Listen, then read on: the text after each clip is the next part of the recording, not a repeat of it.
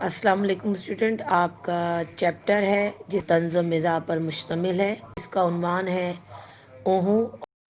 اب ہے حوالہ جات جو میں شروع کر رہی ہوں۔ سبق اونہوں، مصنف مرزا فرت اللہ بیگ، حیت ہے طنز و مزاح اور ماخذ ہے مرزا فرت اللہ بیگ، مضامین جلد سوم۔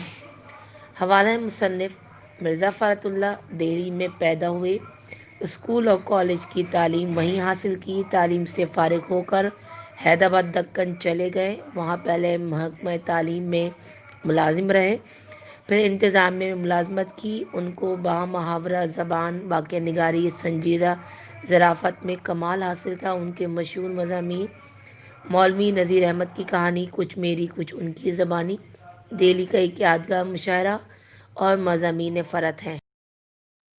مرکزی خیال: اس سبق میں انسانی فطرت کے ایک اہم پہلو کو اجاگر کیا گیا ہے کہ انسان کی فطرت میں ہے بے فکری ہے۔ جب تک کوئی مصیبت اس کے سر پر آ کر کھڑی نہیں ہو جاتی تب تک وہ اس کو سنجیدگی سے نہیں لیتا۔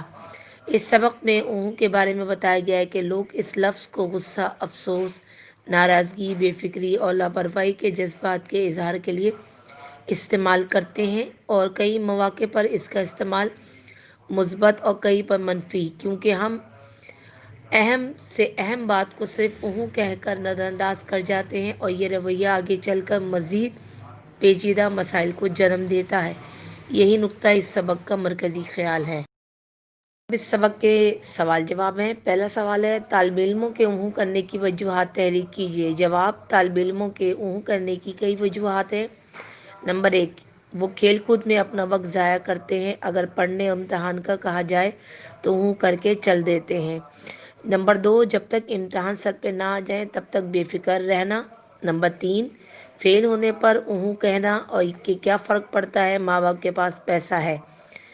دوسرا سوال، اس سبق میں مصنف نے کہاں کہاں طنز اور کہاں کہاں مزاح سے کام لیا ہے؟ 3 مواقع تحریر کریں۔ جواب ہے، سبق میں طنز کے مواقع: نمبر 1، اس کے ایک معنی تو یہ ہے کہ باپ زندہ ہے، کھانے پینے اور اڑانے کو مفت ملتا ہے، اگر وہ مر بھی گئے تو جائیداد موجود ہے۔ نمبر 2، اگر مڈل کے امتحان میں 2-4 بار فیل ہو چکے ہیں تو کیا حرج ہے۔ نمبر 3، غرض اس اونہوں نے صاحبزادے کی تعلیم کا خاتمہ کر دیا۔ سبق میں مزاح کے مواقع: گھر والے کی اونہوں سب سے زیادہ خطرناک ہوتی ہے۔ نمبر 2، بیوی کسی بات پہ بگڑے، میاں اونہوں کہہ کر باہر چلے گئے، اور نمبر 3، اگر اونہوں کے بجائے جواب دیا جاتا تو میاں کو گھر چھوڑنا پڑتا اور بیوی کو میکے جانا پڑتا۔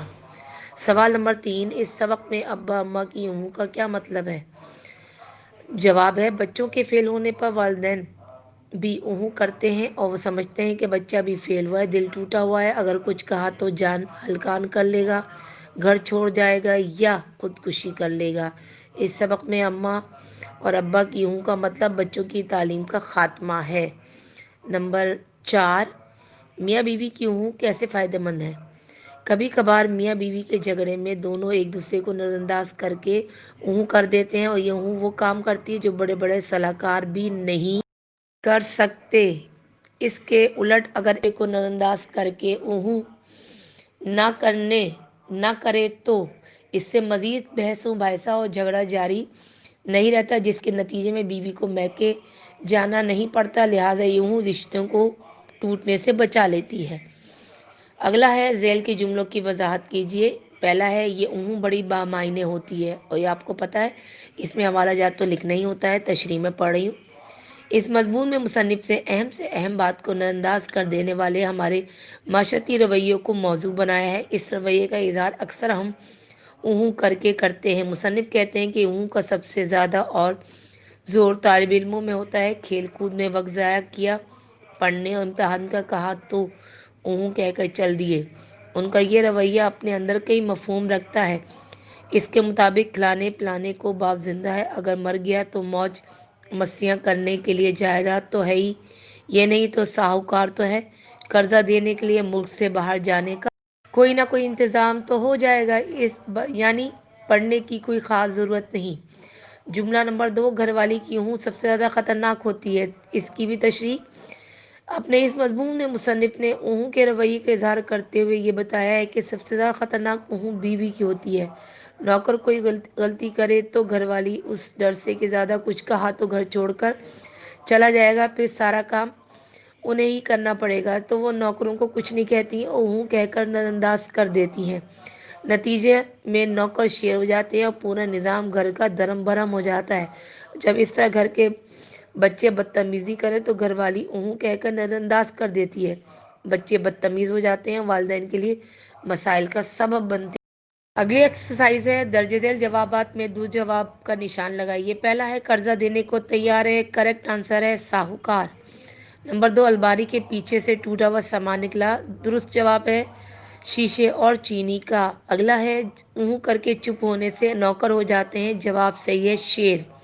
اگلا ہے بچوں نے دیواروں پر لکیریں کھینچی، تو اس کا جواب ہے کوئلے سے۔ اگلی ایکسرسائز ہے درج ذیل الفاظ میں سے صاحب کے اولائے الگ الگ کر کے لکھے۔ ایکسرسائز دی تھی، یہاں میں جواب بتا رہی ہوں کہ الگ الگ کر کے لکھنے تھے۔ کالم 2 بنا دیے صاحب کے اولائے کا، جس میں صاحب کے تھے بد نصیب، بدقسمت، لاعلاج، اور لائقے تھے داغدار، پائیدار، شکر گزار۔ اگلی ایکسرسائز ہے کہ محاورے اور اس کے معنی، یعنی محاورے دیے گئے، معنی پوچھے گئے۔ لاسٹ ایکسرسائز 2 4 کئی بار۔ گھر کا صفایا، گھر میں کوئی چیز نہ چھوڑنا، افلاطون صلاح کار، اس کے معنی عقل مند مشیر، درم برہم ہونا، تباہ برباد ہونا، کیڑے مکوڑے بنانا، گندگی کرنا، آڑی ترچھی لکیریں بنانا، اور جوتیاں کھانا، دکھ کو برداشت کرنا۔